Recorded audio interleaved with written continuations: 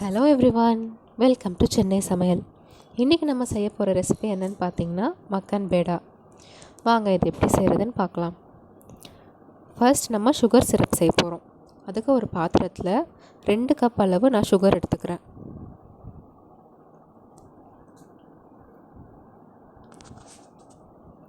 இப்போ இதில் ஒரு கப் அளவு தண்ணி ஊற்றிக்கலாம்.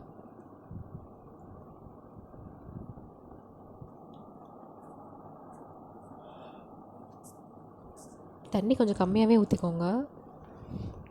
இப்போ இதை நல்லா கொதிக்க விடலாம். ஒரு கம்பி பதம் வர அளவுக்கு நம்ம சுகர் சிரப் செஞ்சு எடுத்துக்கலாம்.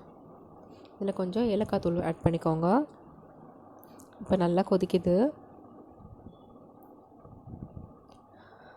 குலாப் ஜாமுனுக்கு செய்கிற மாதிரியே நம்ம ஒரு கம்பி பதம் வர மாதிரி இந்த சுகர் சிரப்பை ரெடி பண்ணி வச்சுக்கலாம்.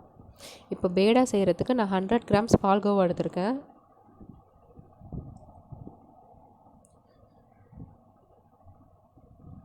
இப்போ இதில் ஒரு பிஞ்ச் அளவு நம்ம சோடா மாவு ஆட் பண்ணிக்கலாம்.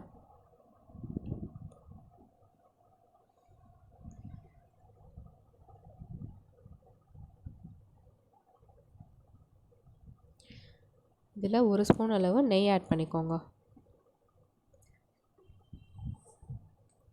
இப்போ இதெல்லாம் நல்லா மிக்ஸ் பண்ணிக்கலாம்.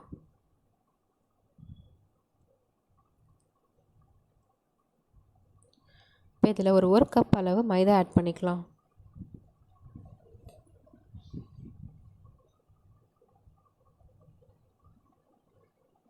இப்போ இது எல்லாத்தையும் நல்லா சாஃப்டாக பிசைஞ்சு எடுத்துக்கலாம்.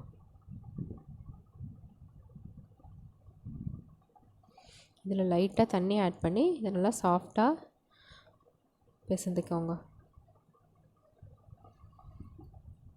இப்போ இதை ரவுண்டாக பால் ஷேப்பில் பண்ணி உள்ளே ஒரு ஹோல் போட்டு பாதாம் இல்லாட்டி பாதாம் பிஸ்தா அந்த மாதிரி நீங்கள் திருக்கி போட்டுக்கலாம்.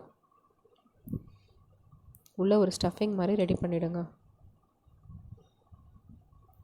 இல்லை வெறும் பாதாம் இருந்தால் பாதாம் நீங்கள் பொடியாக நறுக்கி போட்டுக்கலாம். பாதாம் பிஸ்தா எதுனாலுமே நீங்கள் உங்களுக்கு இருந்தாலும் நீங்கள் அதை ஆட் பண்ணிக்கலாம்.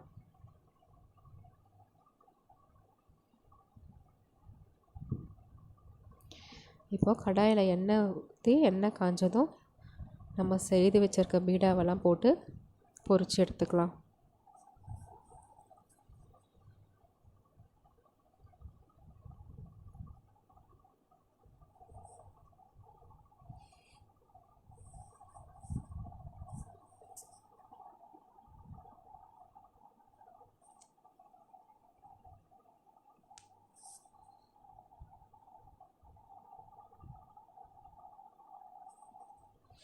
சிம்மில் வச்சு பொரிங்க.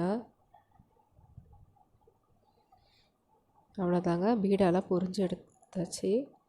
இப்போ நம்ம ஆல்ரெடி செய்து வச்சுருக்க அந்த ஜீராவில் போட்டு ஒரு 10 to 15 மினிட்ஸ் ஊற வச்சு எடுத்தோன்னா நம்மளோட மக்கன் பேடா ரெடி ஆகிடும்.